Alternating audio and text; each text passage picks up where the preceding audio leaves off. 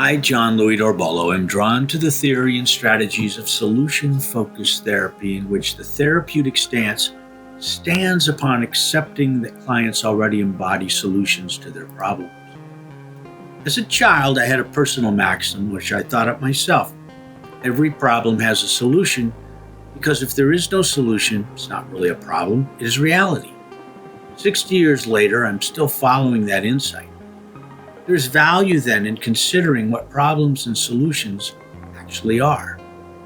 The word solution is traceable to the 14th century, evolving from the French solution, which was used in different texts to alternately mean an explanation, an answer, the interpretation of a dream, and the transformation of a substance from solid to liquid. The root syllable lu meant to loosen or untie.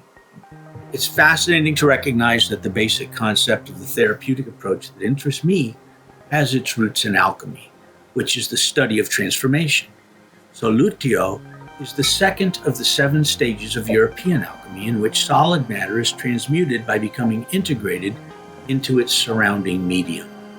If we think of a psychological problem as a blockage of the natural flow of a person's healthy functions, and the dissolution of that blockage restores the balance towards wellness. The base ingredients for the work of transformation are elements which enact the process of dissolution. First, to separate the matter of the problem rendered as the client's primary goal into separated properties. This is accomplished by analysis, which in my strategy is conducted by the client with themselves, with the therapist giving support as a catalyst. Attention, empathy, and compassion are the active ingredients in this stage. The problem is the thesis, as it is the person's conception of what causes their distress. Second is the separation of the solvent into its component properties. The solvent is a medium or context in which the substance is suspended. It is the whole of the person with the problem and conditions within which that person operates. This separation of the solvent is accomplished by identifying aspects of the situation which affect the problem.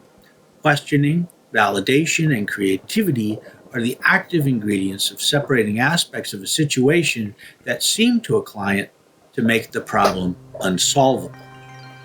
The situation is the antithesis because it is the aspects of the world that the person perceives as conflicting with their primary goal, thus preventing their success, resulting in distress. Third, to recombine the elements of disassembled problem and solution into a new form which permits progress towards the primary goal. This is a process of synthesis which operates from imagination, experimentation, and reframing. In the language of alchemy, this process of problem solving is separation of the solid substance into separated particles, separation of the liquid solvent into separated particles, recombination of the particles of the substance and solvent into a new solution. In the language of psychotherapy, this process of transformation is separating the problem from its conditions of conflict and breaking it down into components, separating the surrounding situation from the conflict and breaking it down into components, recombining components from the problem and situation to create a new solution. Since the client has both the problem and the situation, they already have what is needed to construct their own solution. The therapist's task is to provide a context and process by which this solution may emerge.